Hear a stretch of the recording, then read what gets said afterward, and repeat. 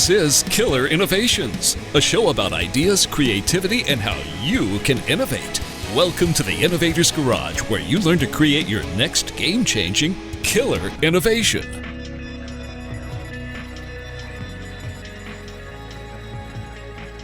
Welcome to Killer Innovations. We are here at the Consumer Electronics Show, as we've done every year now for a number of years. And this is going to be a whole series of interviews you'll be hearing throughout the next handful of weeks. And this one we're actually doing a little bit differently. We're not in the mobile studio. We're actually doing this sitting in a hotel room down from the Strip because it's too crazy today to try to do anything over near CES. But I've got a special guest here who's actually here to participate in the Cable Labs Innovation Showcase later on today. But I'm going to let him give a little bit of background on himself and his company, and then we'll have a discussion about what they're doing and how they're doing it and what they see the future coming. So, David Erickson, thanks for taking the time to join us. Thank you. Pleasure to be here. So give us a little background on yourself. I know you've been with the company you're with. It's been, 5 years now? But give us a little bit of context of your history.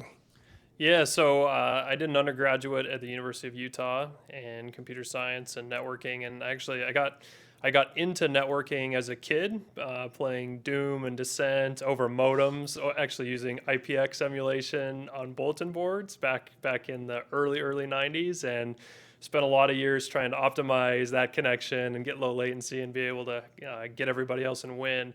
So that kind of built up a passion for networking in me. I went into that in college, and then I was fortunate to be able to come out to Silicon Valley and do a master's and ultimately a PhD at Stanford in Nick McEwen's group there, which is kind of the birthplace of software-defined networking. So. Interesting. Yeah, I know the guys up at Stanford. Actually, I do a guest lecture for the D School every year, an innovation masterclass. Great program. So give us a little context of the problem that you were looking at when you came up with the idea.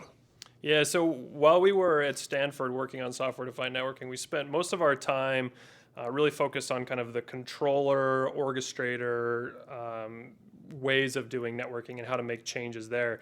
We created a ton of innovation, really got the snowball moving down the hill there, and obviously, a variety of companies are selling fantastic products based on that today. When we graduated sort of towards the tail end of our time there, we realized that we'd spent so much time focusing on that, but there was this massive operational component that nobody had really innovated on in a big way, we felt anyway, in the last couple of decades. And there were a number of point solutions and people were trying to make some progress there, but there wasn't a step function level of improvement.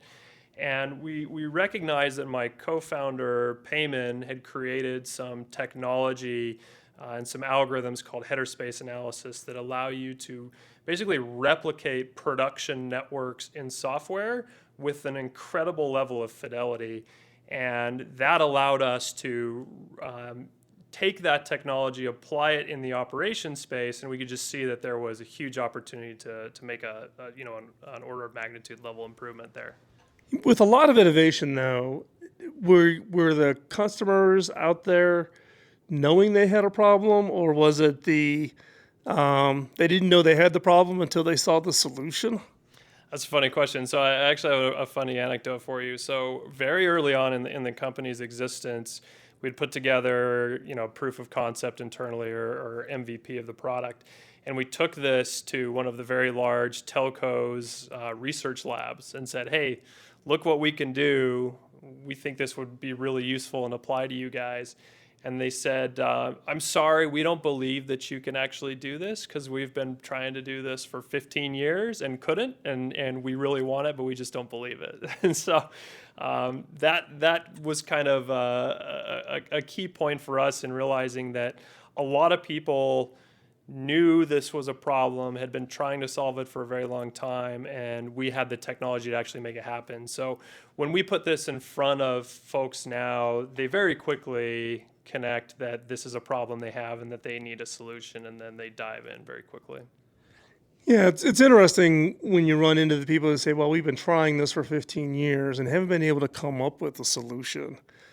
What was the unique perspective? What was it that you saw that the people who've been trying to do this in the past didn't see?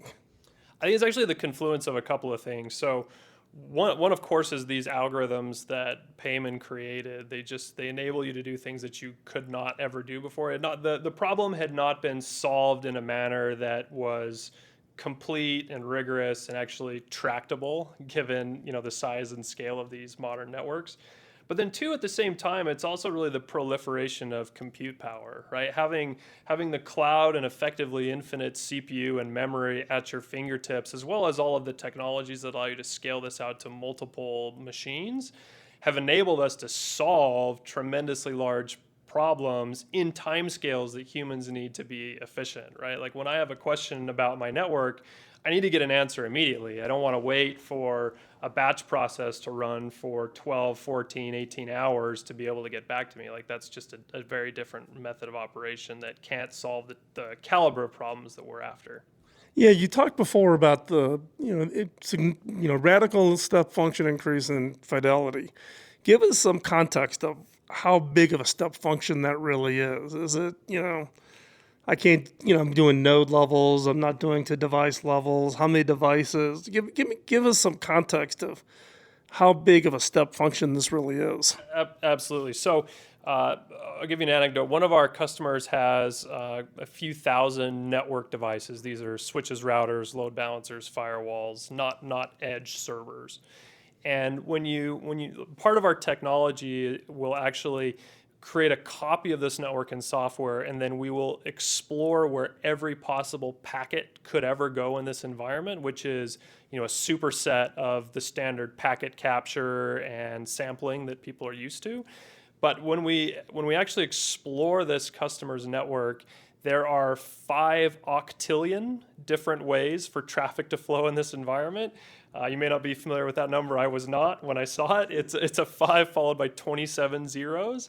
And just to put some context in that, that's multiple orders of magnitude larger than the number of grains of sand on planet Earth, and on par with the number of expected stars in the known universe. So if you have humans that are trying to prove the security properties of this network, or even just the connectivity to ensure that all of the sites that you need connected, the apps that you need connected are always connected, you have no hope of doing that unless you've got incredibly smart software that can A, explore that, and then B, actually prove properties of it for you. So in this case, is it simply from an analysis perspective, or is it also monitoring these networks to this kind of granularity? Yeah, great question. Today, as a company, we focus exclusively on the analytics and providing sort of read-only type value to you. It's a little bit akin, if you're familiar with the software development lifecycle. There's a step called unit testing, where people write some code and then they write unit tests to ensure that the code actually does what you expect. And then also, as you move forward through time and you're changing code, you don't break somebody else's that you didn't have visibility into. So similar to networks, we go and explore all of these paths. We allow you to provide the unit tests in quotes that define what a working network is for you from a connectivity and a security perspective. And then we do this on an ongoing basis. So you will recollect from the network at whatever interval matches your business needs, whether this is minutes, hours, days. I mean, it's up to you on how often you want to look at it. So what are the questions that the customers are trying to answer? You've done the analytics, but what's the real question they're trying to get an answer to? Yeah, I'll give you a couple quick examples. So one is I have these very mission critical business applications, right? Like an anecdote we heard from one of our customers was that their payment system, their tax system actually lost connectivity, and so nobody could ring up an invoice because the tax computation part could not be done. And so ensuring that all of your mission critical applications are both connected the way they need to be, have the levels of redundancy that you want. Another example is security segmentation, ensuring your network is actually segmented as desired. But a super common one is just on a day-to-day basis, simply show me how traffic goes from point A to point B in my network. This may traverse tens of devices across a variety of vendors and syntaxes. and can take anywhere from minutes to tens of minutes to hours to actually get a fully detailed answer on. And we make that instant in Google timescales. So when we come back, we're going to take a quick commercial break. When we come back, I want to pick up this conversation because I'm going to throw out an analogy, and you're probably going to barf all over it, which is you're basically talking about a trace route on like mega steroids. So we're going to come back. We'll pick up that part of the conversation. Don't go anywhere. You're listening to Killer Innovations on the BizTalk Radio Network. We are here at the Consumer Electronics Show 2019 here in Las Vegas, and we'll be right back after this quick commercial break.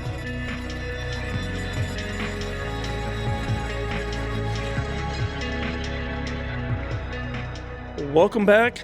We are continuing our conversation with David Erickson, talking about their work as a result of, sounds like the work that you were doing at Stanford with your other partners in this. So talk a little bit about the experiences that you've seen, kind of how customers are actually using this, the kind of the problems that they're seeing, and how that this actually applies to them. Absolutely. Well, one of those is the analogy that you used earlier of a trace route on steroids. So we have an application called Search within our product that has search and textual search all across the inventory aspect of the product, but also the behavioral aspect. And so you're exactly right. When someone does a search from point A to point B in the network to find out how, for example, maybe there's SIP traffic or something flows between there, they'll probably use traceroute and ping to start with, and that'll get them some visibility into the layer 3 devices, but they don't get visibility into anything that's layer 2, into underlays if they're traversing an overlay, into what's going on inside the firewalls. And we have all of that visibility. So for every single device or virtual device that touches those packets, we'll tell you not only what it comes in and out, like ports on there, but also what are the processing stages internally. What are the lines of configuration, the rules it's hitting, everything. So there is no finer grain level of visibility than we can provide for that particular use case. And so we see folks love that. Other key ones that we have are API. Because we are creating this model or digital twin copy of the network, we can expose a standardized version of all of the configuration and state that these devices have. And people love to pull that in. Typically, the large networking companies have their own software that they've created in-house as kind of hacks to get around and solve some of these problems. And they see us as being able to replace all of that collection and underlying layer and then build up on top of it, which is fantastic. And then the other critical one, of course, is verification. So proving correctness properties of connectivity and security of their environment. So ensuring, as an example, that your security zone is completely isolated from your inside zones, like maybe dev, or dev's isolated from production, or if you're a multi-tenant provider, ensuring your Coke and Pepsi tenants can't talk. Mm-hmm. So sort of key validation of mission critical properties of your environment. So what's next for the product? I mean, you're talking about ultimate visibility. So the challenge at least I would have is okay, great. That's a heck of a lot of data to have to kind of wade through to try to understand and validate against what my network actually is doing. But as you said, though, this data is kind of it's on the analysis side. Post, you capture the information about the network, and then you can run this analysis against it. What's next? Where do you go with this kind of visibility in your product? Yeah, I think there's a variety of different angles to go. So one we've recently gone is adding the cloud systems into our product. So we now have support for AWS. So if you've got an on-prem environment with either direct connect or VPN connections up to the cloud, we can pull in all of that data and allow you to see a holistic picture of everything, your whole hybrid environment. Other areas to go in the future are, today we're focused primarily on connectivity or absence of it from a security perspective. Obvious adjacent sets of data around performance and other things that we can bring into the platform.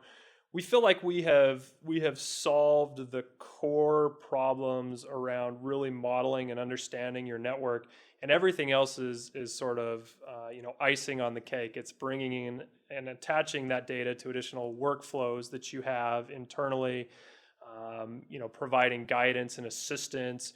We focused a lot of time on the user interface, which is apparent. Everyone that tends to use the product loves it. It's very refreshing. It's very modern. It makes, as you said, this enormous amount of data approachable and consumable by the average, network operator, which historically has been a problem. And there's a laundry list of products that have not been adopted, to a large extent because of ease of use was just not there. And I think just the last thing I'll add to that point is we've also focused tremendously on ensuring that there's little upkeep and maintenance that's needed by the user to keep this model up to date, because we've seen those fall out of date immediately, and then they're as good as your Visio diagram that's out of date the minute you make it. Well, that's it, right? Because when I was a CIO at a public company, we used to jokingly say the best design of a data center is a man and a dog. The man's job is to feed the dog. The dog's job is to keep the man from touching the machines. Right? Because as soon as you allow a human in, something's going to change. Yes. And then it's like, well, what broke it? Oh, I didn't do anything. I didn't touch it. Yes. No changes. I didn't do any changes. Right. So talk a little bit about your company. You've been around for 5 years? 5 years, yeah. About a little over 40 people now. Completed 2 major rounds of funding. Give people the name of the company. I don't think we've even said it yet. Forward Networks. And you're based in the Valley? We are. We're in Palo Alto. I'm sorry, I pity you. I escaped twice. I did in the early 80s, and I got out just recently, 6 years ago. So 40 people. Who are your big investors? Andreessen Horowitz and DFJ. Good old Mark. Yes. My one claim to fame is I actually rented Mark his first office space in Champaign, Illinois. Wow. So back in the old Mosaic days. Yeah, him and his cohorts got kicked off campus and needed some place to squat. So they squatted in my offices for a while. So, and then he ended up being on the HP board. Mm-hmm. So you got a good set of investors, 5 years. And it sounds like you got a good crop of customers. Talk about some of your customers here real quick. We do, yeah. So, many of the logos are available on our website, but you can see we've got customers from the major verticals. So finance, of course, telcos and service providers, retail now, startups, a variety of others. I think like what we've seen is every network has the network operations challenges that we solve. And so anyone in the mid-sized company all the way up to the pinnacle of the, companies in the world have and need us, and we're working with them. Oh.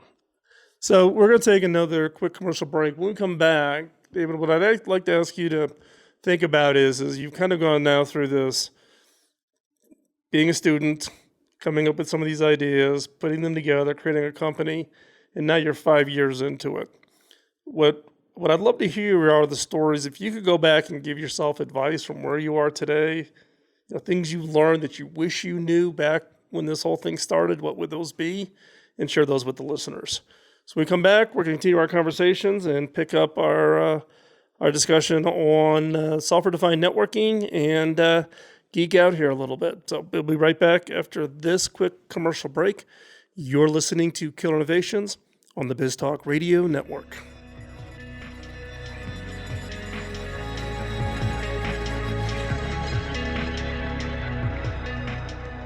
Welcome back to Killer Innovations. So David, you started this work when you were a student at Stanford and took kind of this algorithmic work from your partner and kind of turned it into this product, right? And then had to go out and raise money and secure first customers. One of the things that I'm always interested in hearing is kind of the story of the lessons learned, right? Because everybody's path through that is different. I've been fortunate. I did, listeners of the show know this. I did 13 startups before I got my first IPO. So, I don't know whether it's stupidity or perseverance. I'll attribute it to perseverance.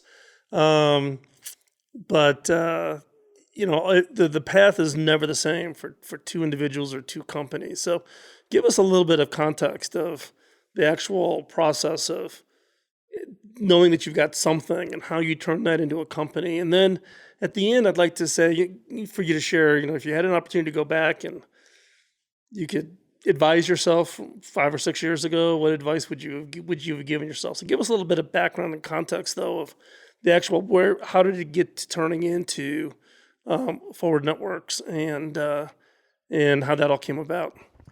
Yeah, so myself and my 3 co-founders, we were all at Stanford doing PhDs, and we graduated. Well, we did completed our presentations and then our dissertations, and towards the end of 2013, we were trying to figure out what we were going to do next. We were looking around, individually at running, joining other companies, joining other startups.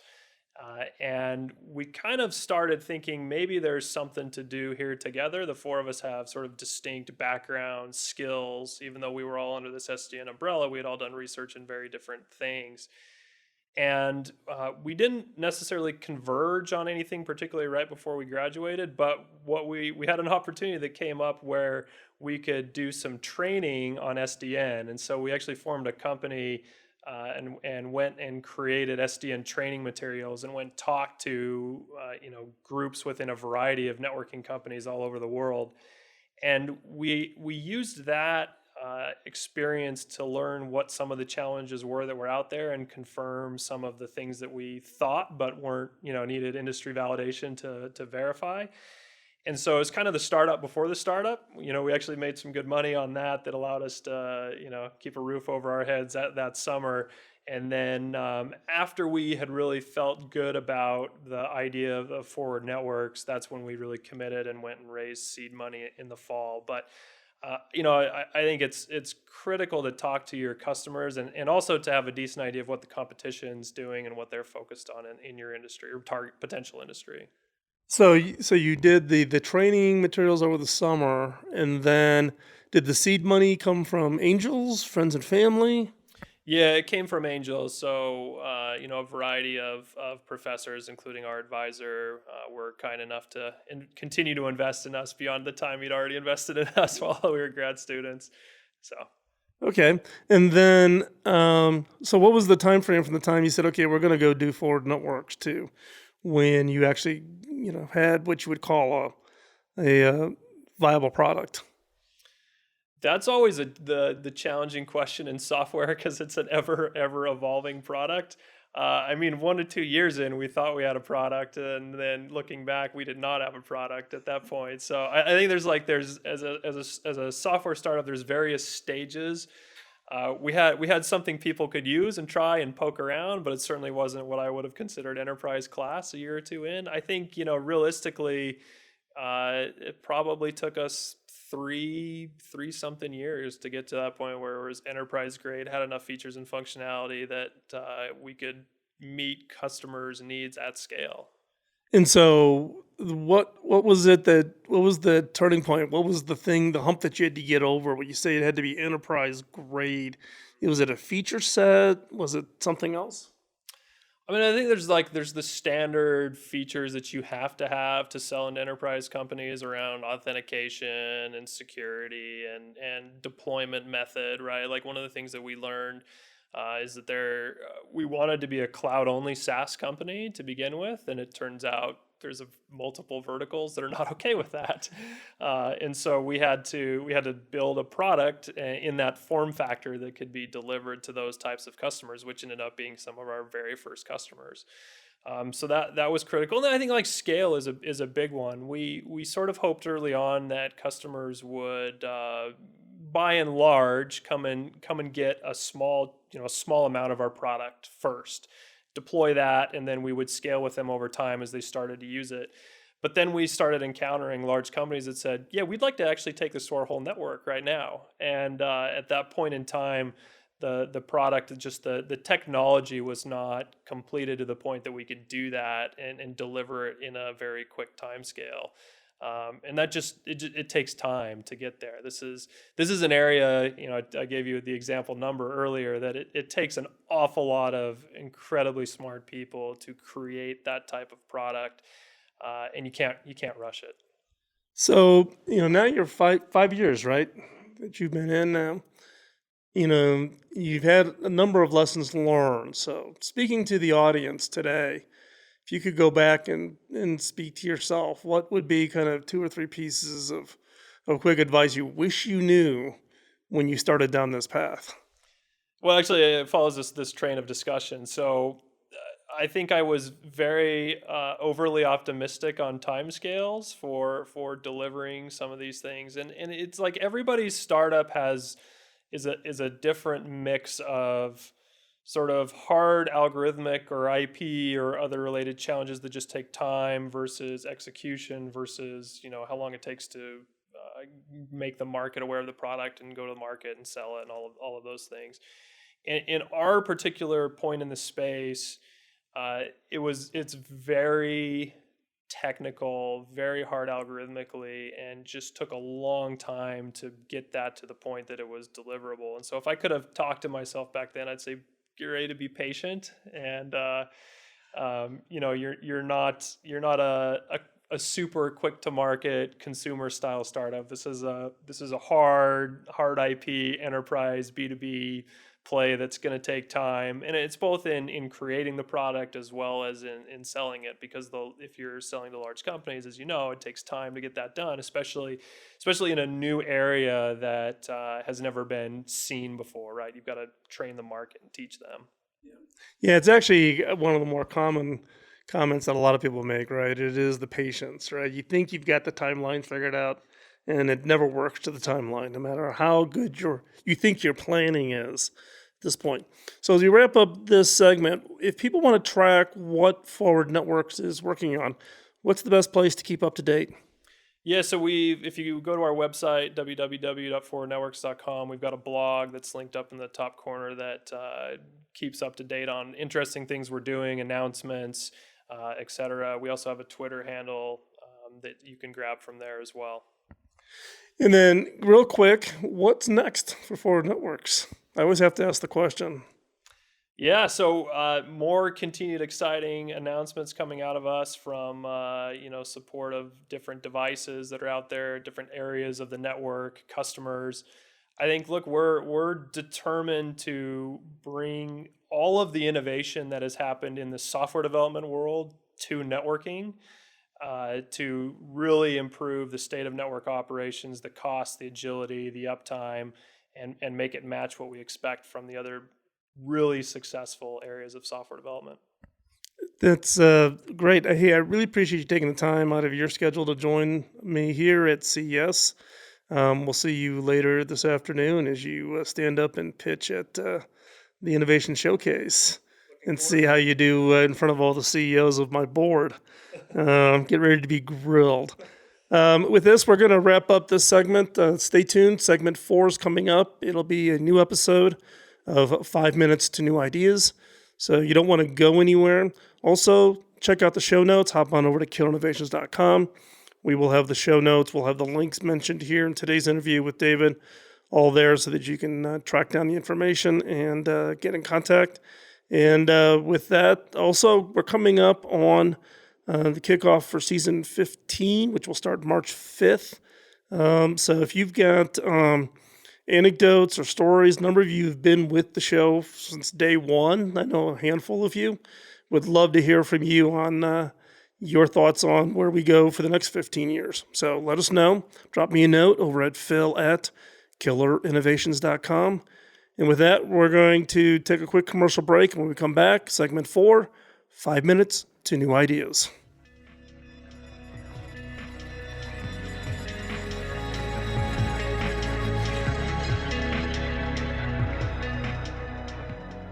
Back in the early days of this show, I would share what I called a killer question in each episode. These questions were designed to be used in your personal team or organization innovation efforts. Now, based on feedback from listeners like you, we've decided to bring it back with some improvements. Each episode of the Killer Innovations has a segment that I'm now calling 5 Minutes to New Ideas. They are designed for the creative mind looking for that next great idea. Each episode will challenge you to think differently about your business, your products, your services, and yourself by asking unique, funny, and sometimes crazy questions. These questions are designed to force you to look beyond the obvious and to uncover those ideas and opportunities you never before considered. So, get out your notebook and be ready to uncover that game-changing idea. Here is 5 Minutes to New Ideas.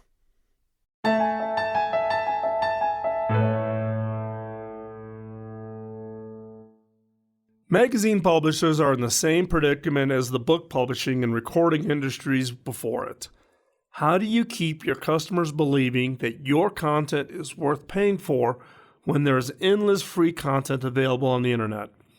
Some fashion magazines are experimenting with making their print issues feel like must-buy items. Bazaar and Elle both offer subscriber-only covers with edgier photography. Others, like the British style magazine ID, routinely print magazines with multiple collectible covers. There is a growing audience for boutique fashion magazines that have high-end cover prices and only come out once or twice a year, making them less like magazines and more like fashionable books. Other magazine publishers are looking at ways to monetize their back catalog of content. Condé Nast has an app that creates a customizable city guide for readers. The content on this app is based on existing articles. For instance, if you're planning a vacation to Italy, you'll get travel tips from Condé Nast Traveler, recipes to inspire you from Bon Appetit, fashion stories from Vogue, and a list of important buildings to see from Architectural Digest. Magazine publishers think of their assets as magazine titles, when in reality, their assets are the tens of thousands of articles that have been written over the years and published in titles like Traveler and others. So how do they continue to extract value from these old assets? Does your business have an equivalent backlog of information for experience that you could reshape into a current product? Condé Nast is a rare example of a publishing company that is actively looking to extract this value from their back catalog. Most publishers are still stuck in their old ways of how they've always done things. Those that are willing to experiment and try this repurposing will be the ones to discover the new areas of growth for their business. It's not a question of change happening 10 years from now. The revolution in magazine media is happening today, and choosing not to participate is just foolish. As is often the case, it is the people and companies who are in trouble and fighting for survival who are the boldest. Sometimes desperation is the key to getting you out of the rut. The first magazine to offer an iPad app wasn't Time or even Vogue, but Interview, which was a struggling, somewhat avant-garde New York culture magazine, who felt the cliff crumbling beneath their feet faster and caused them to become bold in order to try to fight that risk to the business. If everything seems like it's going to fall away beneath you, you have less to lose. And you're empowered to make riskier but possibly life-saving moves. I don't know if magazine apps will save Interview, but the fact that they tried demonstrates their willingness to evolve and fight for their survival. Turn your search inward. Can you recombine existing components to create new products for customers you don't currently serve? For example, are you making the assumption that your product needs to be sold as a whole single unit simply because that's how the manufacturing and distribution model works today? Ask yourself, could you provide your product components as individual pieces or in unique combinations? What new customers would that allow you to serve that you're not serving today? And again, what changes would this require in your business model? By combining and recombining your offerings, you may find a customer you never knew existed. I'm Phil McKinney, and thanks for listening.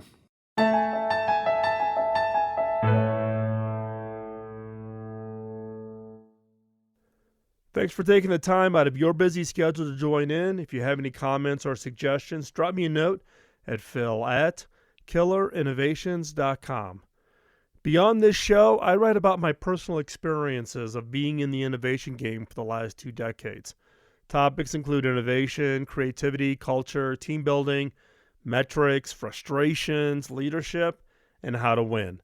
You can find that content over at philmckinney.com. You can also find out information about my book, Beyond the Obvious, including extensive excerpts over at beyondtheobvious.com. You can find hardcover, digital, and audio versions of my book on Amazon or wherever you get your books from. Now, the reason I started this show back in 2005 was to pay back my early mentor. My first mentor, Bob Davis, invested an immense amount of time in training and coaching me, which had a major impact on my career. When I went back and asked him how I could pay him back, he laughed and said I couldn't. I had to pay it forward. If I could ask for a favor, could you help me pay it forward? How? 1, by giving us a rating wherever you get your podcast, as that helps spread the word. And 2, by telling others about the show. If you want to be part of the conversation between the shows, I hang out in the Innovators community on Slack. The Innovators community is a private community of vetted innovators who help each other succeed. Check it out at theinnovators.community. This episode of Killer Innovations was produced by the Innovators Network. You can find the show notes and the entire show catalog going back to 2005 at killerinnovations.com. I'll talk to you next week, and in the meantime, go out and change the world with your killer innovation. Bye-bye.